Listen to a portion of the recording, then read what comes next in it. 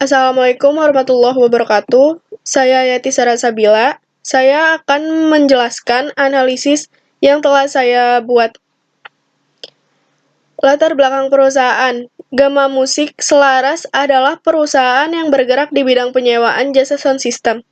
Selain penyewaan sound system, penyewaan panggung dan alat musik juga merupakan salah satu jasa dari GMS.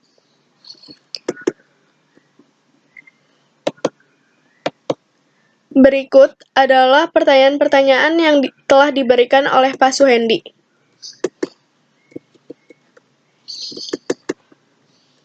Jadi, alur kerja pada sistem yang sedang berjalan ialah customer order. Jasa ke perusahaan GMS telah terkonfirmasi, perusahaan GMS mencatat tanggal orderannya lalu dieksekusi. Pencatatan yang masuk ke dalam database hanyalah pengorderan masuk saja. Pencatatan yang tidak masuk ke dalam database seperti transaksi pembayaran, pencatatan pengeluaran di dalam perusahaan, pencatatan pemasukan di dalam perusahaan. Untuk saat ini, perusahaan GMS melakukan perawatan secara manual pada sistem. Sebenarnya, perusahaan GMS tidak terlalu memperdulikan catatan yang hilang ataupun rusak. Jadi, perusahaan ini akan membuat aplikasi yang dapat menyimpan data-data yang hilang tersebut. Sistem yang diharapkan oleh perusahaan seperti transaksi pembayaran, penjadwalan yang sudah di-booking, dan pengorderan yang ada di aplikasi. Sistem yang akan dibuat oleh perusahaan GMS yaitu berbasis web. Ada SDM yang mampu mengoperasikan sistem yang akan dibuat oleh perusahaan GMS sendiri. Saya akan menjelaskan laporan requirement. Pertama, tujuan. Tujuan dibuatnya perangkat lunak ini adalah memudahkan dan mempercepat proses kegiatan dalam jasa sound system meliputi pemesanan, pendataan order, dan transaksi penyewaan. Yang kedua, estimasi. Estimasi biaya dan penganggaran proyek yang akan kita lakukan sesuai studi kasus kita bersifat dinamis. Jadi, misalkan ada sebuah pengeluaran biaya yang harus dilakukan, maka akan masuk ke dalam estimasi biaya dan penganggaran proyek, dan itu semua akan ditanggung perusahaan. Yang ketiga, requirement engineering. Adapun hasil requirement engineering berdasarkan wawancara ke perusahaan yaitu kebutuhan fungsional. Sistem dapat mengolah data orderan di dalam aplikasi. Admin dapat membuat, memperbarui, membaca, serta menghapus data yang ada pada sistem seperti penambahan jenis layanan. Sistem dapat memproses transaksi yang berada di dalam aplikasi.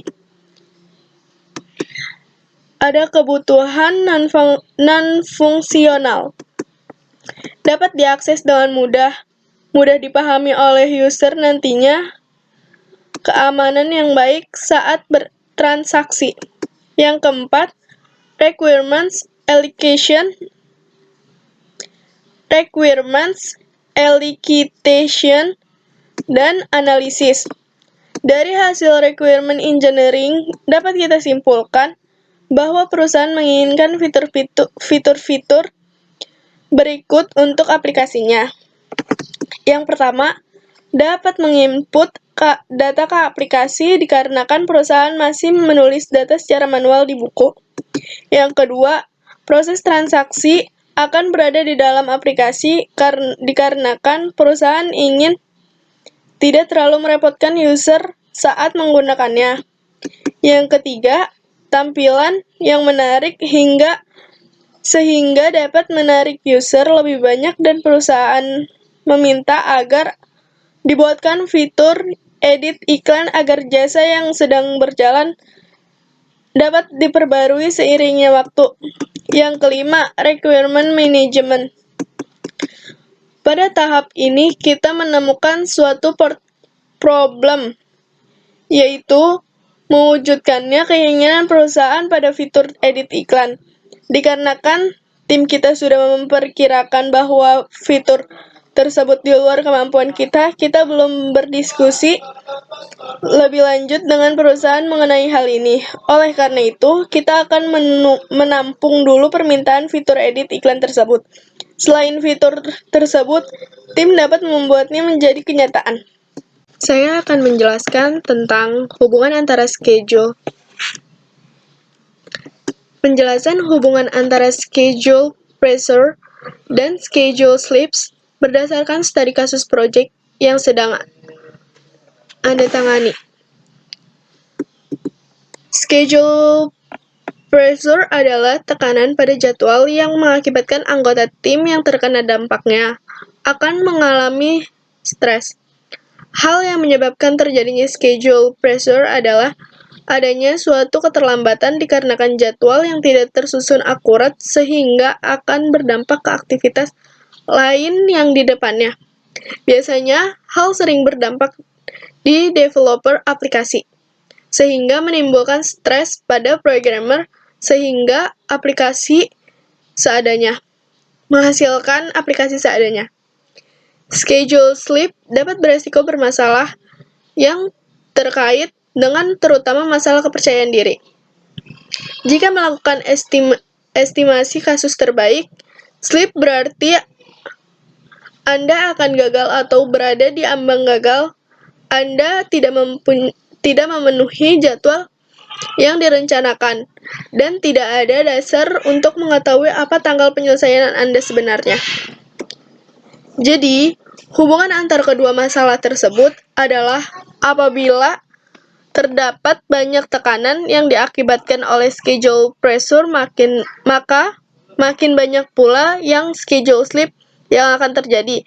Sebagai manajer harus dapat mengatur schedule seakurat mungkin dan seringlah berkomunikasi agar dapat mengetahui kemampuan yang dimiliki anggota tim masing-masing.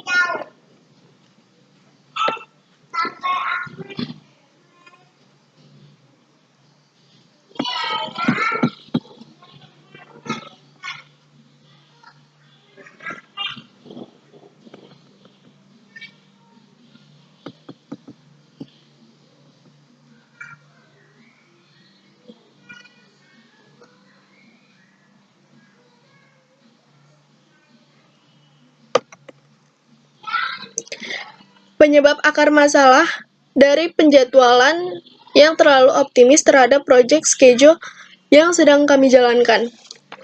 Penjelasan identifikasi akar masalah dari penjadwalan yang terlalu optimis terhadap proyek schedule pembuatan aplikasi berbasis web pada penyewaan sound system. Penyebab penjadwalan yang terlalu optimis ini disebabkan karena banyaknya masalah yang terjadi. Berikut beberapa penyebab penjadwalan yang terlalu optimis.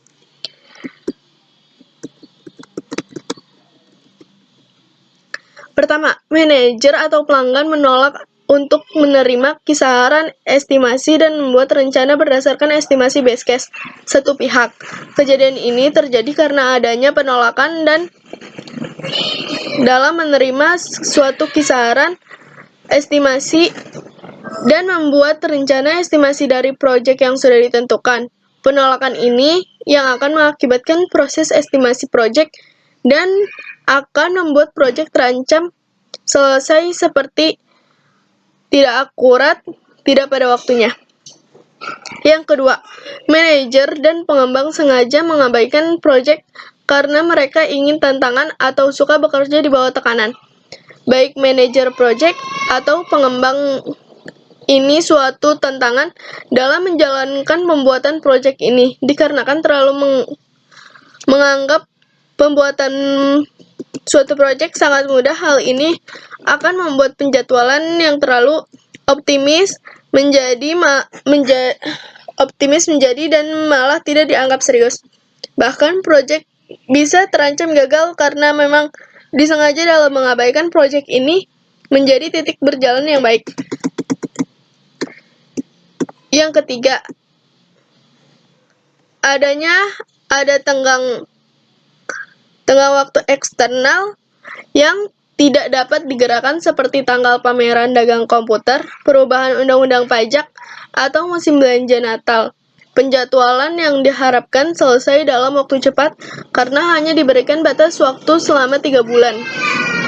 Ada masalah waktu eksternal yang tidak dapat digerakkan dalam proyek ini adalah sedang terjadinya wabah virus COVID-19 yang membuat kami sangat kesulitan bertemu baik dengan sesama tim atau pemilik perusahaannya, sehingga proyek menjadi tidak akurat dengan schedule. Yang keempat, proyek ini sengaja diabaikan oleh manajemen atau penjualan untuk mengajukan tawaran yang menang. Proyek yang memang tidak begitu menguntungkan, pasti banyak yang akan dibuat seadanya. Tetapi bila dikerjakan dengan sungguh-sungguh, tetap akan menghasilkan hasil yang jauh lebih baik, bahkan bisa menjadi profit bila aplikasi tersebut memiliki fitur yang bagus. Alasan membuat proyek ini untuk mendapatkan keuntungan yang lebih besar bagi pembuat proyek. Yang kelima, pengembangan mengabaikan proyek yang menarik untuk mendapatkan dana untuk mengerjakannya. Pengembang yang mengabaikan proyek yang sedang menarik juga dapat membuat penjadwalan yang terlalu optimis. Yang keenam, manajer proyek percaya bahwa pengembangan akan bekerja lebih keras jika jadwalnya ambisius dan karenanya membuat jadwal yang sesuai. Yang ketujuh, manajemen puncak pemasaran atau pelanggan eksternal menginginkan tenggang waktu yang tertentu dan manajer proyek tidak dapat membicarakannya karena manajer proyek sudah terlalu optimis dalam menentukan jadwal pengembangan aplikasinya. Yang kedelapan, proyek dimulai dengan jadwal yang realistis, tapi fitur-fitur baru ditumpuk pada proyek awal. Tak lama proyek berjalan di bawah jadwal yang terlalu optimis. Yang 9, proyek ini diperkirakan sangat buruk. Banyak proyek yang gugur dikarenakan memang proyeknya yang terbilang sangat buruk dikarenakan penjadwalan yang terlalu optimis, research kurang, dan hal lain yang dapat mempengaruhi pengembangan perangkat lunak. Penjelasan cara mengidentifikasi efek negatif dari penjadwalan yang terlalu optimis terhadap proyek schedule yang dibuat. Efeknya adalah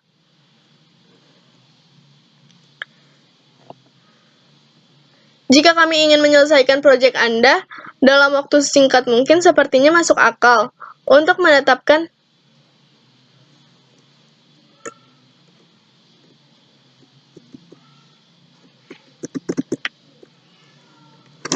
efek yang ditimbulkan dari pembuatan jadwal yang terlalu optimis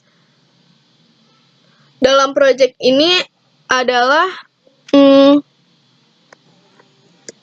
akurasi jadwal, kualitas perencanaan proyek, ketaatan pada rencana, menggarisbawahi satu proyek,